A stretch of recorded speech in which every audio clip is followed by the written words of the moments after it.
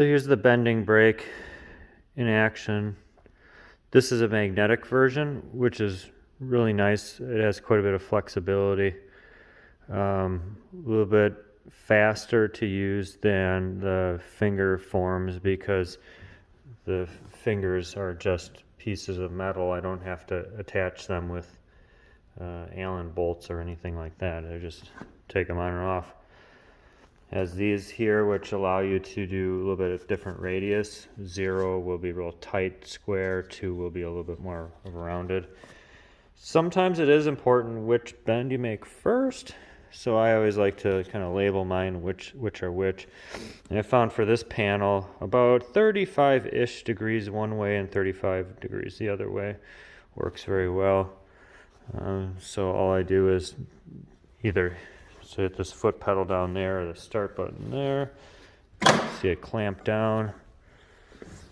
Then pull up on the handle here, and then I can see my bend there. We'll go about 35. And hit the stop button, it releases. And you can see we're roughly with the two ends parallel, meaning right there and right there are roughly parallel, which is what this calls for.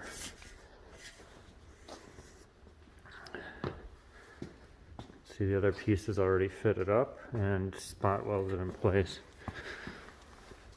And then this one will, with a little bit extra trimming, fit there. I had to notch that because this metal over there wasn't structurally sound with the rust. So I had to modify my original plan, which was to keep it down from that lip a little bit. Because we certainly could recreate that lip there, but that would be a little extra work.